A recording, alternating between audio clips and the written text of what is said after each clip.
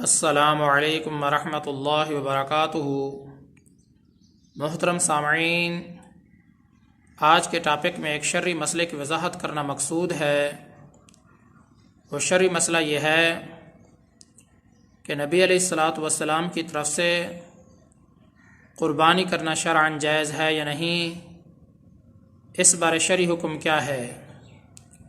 محترم سامعین، یہ بات واضح رہنی چاہیے کہ نبی علیہ الصلاۃ والسلام کی طرف سے قربانی کرنا شرعاً جائز ہے، اس معنی میں کہ قربانی کر کے اس کا ثواب نبی علیہ الصلاۃ والسلام کو پہنچا دیا جائے۔ ایسا کرنا شرعاً جائز ہے، اجر و ثواب کا باعث ہے۔ چنانچہ حدیث میں آتا ہے کہ جس کا مفہوم مبارک یہ ہے، حضرت انس رضی اللہ تعالیٰ عنہ کہتے ہیں کہ میں نے حضرت علی رضی اللہ تعالیٰ عنہ کو 2 مینڈھے ذبح کرتے ہوئے دیکھا، تو میں نے پوچھا کہ یہ کیا ہے؟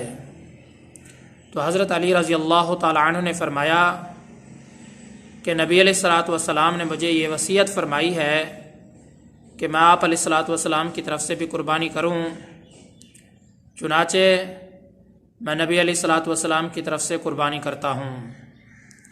محترم سامعین، مسئلے کا خلاصہ یہی ہے کہ نبی علیہ الصلاۃ والسلام کی طرف سے قربانی کرنا شرعاً جائز ہے، اجر و ثواب کا باعث ہے۔ حضرت انس رضی اللہ تعالیٰ عنہ فرماتے ہیں کہ میں نے حضرت علی رضی اللہ تعالیٰ عنہ کو دیکھا کہ انہوں نے 2 مینڈھے ذبح کیے، تو میں نے ان سے سوال کیا کہ یہ کیا ہے؟ تو حضرت علی رضی اللہ تعالیٰ عنہ نے فرمایا کہ نبی علیہ الصلاۃ والسلام نے مجھے وصیت فرمائی ہے کہ میں آپ علیہ الصلاۃ والسلام کی طرف سے قربانی کروں، چنانچہ میں یہ قربانی نبی علیہ الصلاۃ والسلام کی طرف سے کرتا ہوں۔ محترم سامعین، اللہ تبارک و تعالیٰ کی ذات سے امید کرتا ہوں کہ آپ کو یہ مسئلہ ٹھیک طریقے سے سمجھ میں آ گیا ہوگا۔ میں آپ سب کی دعاؤں کا طلبگار ہوں۔